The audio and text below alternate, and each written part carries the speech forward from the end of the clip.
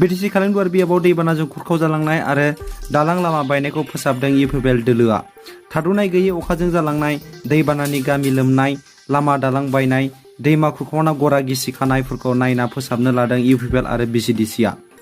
उदालगुरि जिल्लानि सिङाव थानाय बिटिसि कालेंदुवार समस्तिनि गामि सिनिफारा, खैरोगुरि, लेफेटकाट, हारिहिनि, बथाबारिआव कालेंदुवार समस्तिनि एमसिएलए दिलीप कुमार बर'नि दैदेननायाव गामि फोसाबनाय, दालां बानायनाय, लामा फाहामनाय आरो देरसिन जेंना खुलसि दैमानि गरा जिखानाय, दै लोमसावनाय होबथानो औवानि बक्सिं होनाय नुनो मोननाय जायो।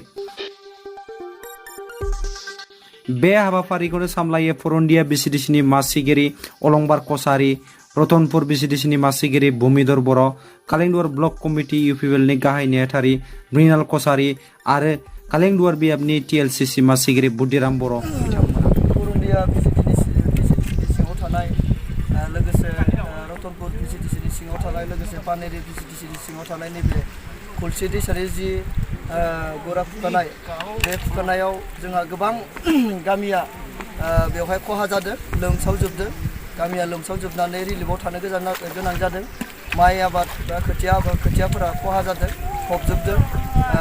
बेवहाय थास'नि आबाद आरो बेनिफ्राय बानलु आबाद खालामनाय जादोंमोन, जिंखा फल बेफोरखौबो खालामनाय जादोंमोन, बेफोरबो खहा जाजोब्बाय।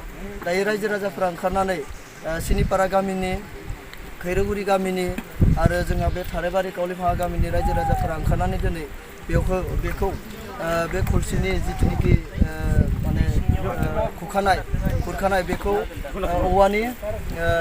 औवाजों प्रटेकसन होनो दिनै रायजो राजा गासैबो ओंखारदों आरो बेवहाय जोङो दिनै नायनो फैदों।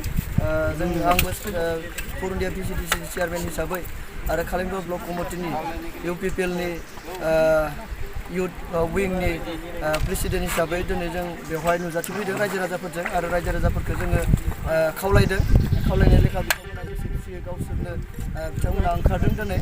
आरो दिनै बेवहाय जोंहा जोंनि कालेंदुवार ब्लक कमिटिनिनो general secretary administration Mrinal Kachari बिथाङा दङ। बिथाङाबो फंनैसो बुंगोन आरो रायजो राजानिफ्रायबो जोंहा गोबां बुंनांगौ दङ।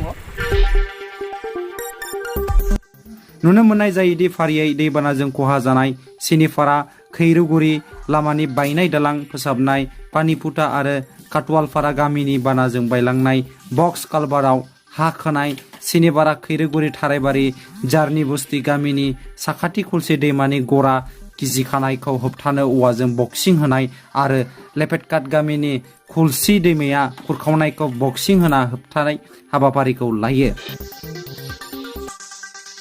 नैबे जोंनि दैबानानि लोमनाय जि ओनसोल, बे ओनसोला सिनिपारानि साहा जोंनि कालेंदुवार समस्तिनि सिङावनो थानाय मोनसे ओनसोल। बेयाव जों नायफैदों दिनै, खौरां लाफैदों।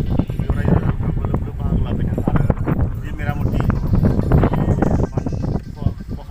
खालामनाय बेखौ मेरामति खालामनो थाखाय रायजोफ्रा लोब लोब ओंखारदों। बेवहाय बिथांमोना औवा लाबोदों, सेखा, खदाल गासैबो लाबोजोबनानै बिथांमोना बानायदों। जिखिनि बेबस्था बेयाव खालामनाय जादों। जोंनिफ्रायबो जिखिनि सहयोग, जोंनि राजनितिक हान्जा इउपिपिएलनिफ्रायबो जिखिनि सहयोग खालामना जों खालामदों आरो इयुनावबो जोङो बिदिनो जोङो खालामगोन आरो जों खोथा होदों जे बेयाव मोनसे सरकारि आसनि मोनसे जोङो थाबैनो मोनसे प्रसेस खालामनानै जों बेवहाय खालामनायनि मोनसे बेबस्था जों बिदि खालामनाय जाबाय आरो बेयो थाबैनो जागोन। मख'नो गोनांदि गामिनि रायजोफोरा बयबो ज' जाजाय ओंखारना खामानि मावो। दान्दिसे सम बे खलसि दै खुरखानाय आरो लोमफावनायाव जा होबथानाय बा प्रटेकसन खामानि, बेयाव आंबो बाहागो लाफाफैदों। थारैनो जों रायजोनिफ्राय बेखौनो बुंनो सानो, जाबादिहै बिथांमोना सरकाराव गादियाव थानानै दा जोंखौ एसे हेफाजाब होफैदों औवा प्रटेकसन होनायनि थाखाय। बेयाव रायजो राजाफोरनो एसे सानसुनि आदार जानाय लोंनायनि बेबस्था खालामदों बिथांमोना। बेनि थाखाय साबायखर बिथांमोननिसिम। आरो जोंनो नांगौ मुवा जानाय जेरै तार, बस्था बेफोरखौ होनायनि थाखाय बिथांमोननिसिम जोङो रायजोनि जानानै साबायखर बावहरो। आरो आरो भबिष्यताव जों खावलायनो सानो नैबेयावहा मोनसे सरकारि आसनिफोर हमनानै बर्डार प्रटेक्सनफोर हमनानै जाहाथे गामिनि रायजो राजाफोरखौ हेफाजाब आरो मदद खालामो नङाबा भबिष्यताव दैया बिथिंनो थांनायनि लामा लागोन बेखायनो सरकारखौ जों खावलायनो सानदों आरो जोंहा गोबां खेथि नस्थ' जाबाय हा हु फबलांजोब्बाय खोथिया फबलांबाय गायनाय फबलांबाय बानलु आबाद मैगं थाइगं आबाद बायदिसिनाफोर दैबानानिफ्राय रैखा नागिरना गोलोमदै गोथांखौ फसरना लोगोसे रायजोफोरनो नांगौ बादि मदद होदों कालिंदुवार बियाबनि एमसिएलए बिथां दिलीप कुमार बर' बा पुरुन्दिया रतनपुर बिसिडिसि टिएलसिसि आरो कालिंदुवार ब्लक इउपिपिएलआ